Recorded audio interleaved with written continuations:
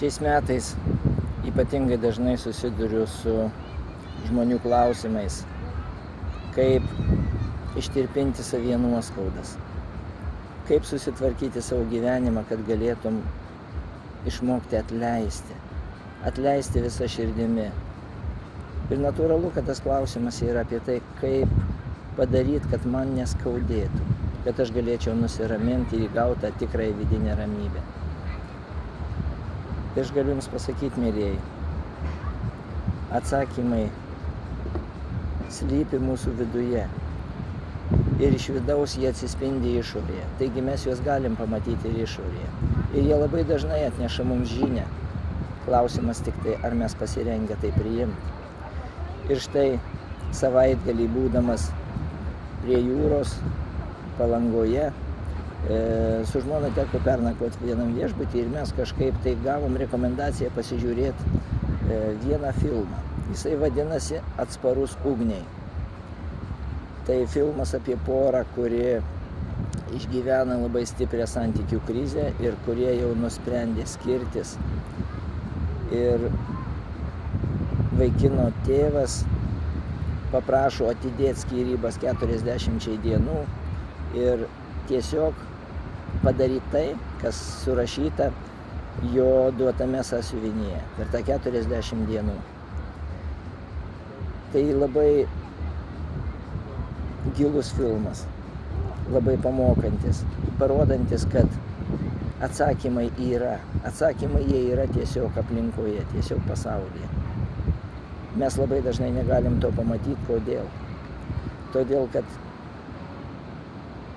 mes neapšviečiam savo vidaus nuoširdaus vidinio ketinimo šviesa. Neapšviečiam gyvojo pasitikėjimo šviesa. Šito dalyko mes neatrandam savo viduje. Ir kągi mes darom tada? Mes darom veiksmus, kurie yra tik tai fiziniai veiksmai. Ir mes galvojam, kad kitas tuose veiksmuose pamatys kažką tai labai gražaus.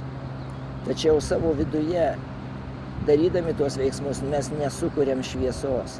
Ir tada tas veiksmas yra tiesiog tamsoje. Ir kada kitas žiūri į tą veiksmą, į tą neapšviestą veiksmą, jisai negali pamatyti nieko gražaus, todėl kad jisai žiūri per savo akinius.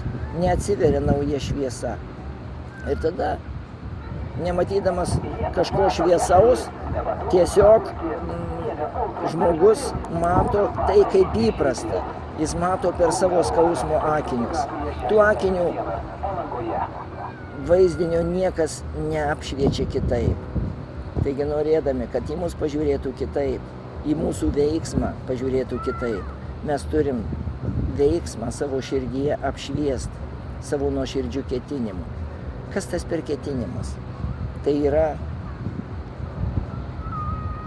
ta vidinė šviesa, kuri sako, daryk taip, kaip norėtum, kad tau darytų. Tai yra nuoširdus ketinimas padėti kitam. Iš tikrųjų, tai yra susijungimas su aukštesnėje sąmonė. Tai yra susijungimas su Dievu. Ir kada tu susijungi savo viduje su šita vidinė šviesa, jinai sako tau, daryk, kad kitam būtų gera. Nežiūrėk į tai, ką jisai daro. Tiesiog daryk taip, kad kitam būtų gera. O kaip sužinot, kas kitam gera? Tiesiog tapk juo. Tapk juo kiekvienu momentu, kai tu pasižiūri į kažką. Tapk juo. Įsivaizduok, kad tu esi jis, su visais jo skausmais, su visom jo abejonėm, su viskuo, ką jis turi savo viduje, su visų žinojimu ir nežinojimu. Ir iš tos pozicijos paklaus savęs, jo vietoje, ko aš norėčiau iš tų aplinkinių, kurie yra aplink mane. Kas man būtų gera, ką aš norėčiau, kad jie padarytų. Ir kada tai pajauti, tada sugrįžk į save ir tiesiog padaryk tai. Padaryk kito žmogaus atžvilgiu tai, ką tu pajautei. Ir tai šitas darymas tada bus apšviestas tavo vidinė šviesa, tavo nuoširdumu, tavo tikrų vidinių žinojimų, kas yra gera. Ir kai tu pradėsi daryti kitiems gerą, natūraliai nuomonė apie tave pasikeis, santykiai su tavim pasikeis. Ir tau nebus įtampos viduje, tavyje pradės tirpti tavo nuoskaudos. Va čia yra labai stiprus atsakymas.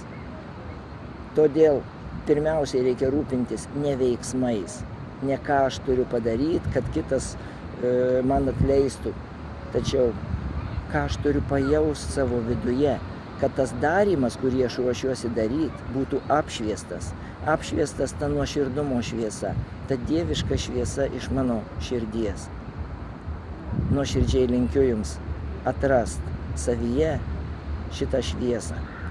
Nėra nieko svarbesnio gyvenime, kaip atrasti ją, kaip ją išsaugoti savo viduje, kad jinai taptų natūralia mūsų gyvenimo dalimi.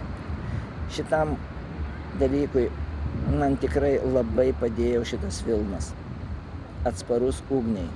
Nuoširdžiai linkiu pasižiūrėti ir tada, manau, daugelis iš jūsų atrasit tą esminį atsakymą į klausimą, kaip padaryti, kad aš nejausčiau nuoskaudos, kad man neskaudėtų ir aš neskaudinčiau kitų. Laiminu jūs, mėlyjeji. Ačiū jums.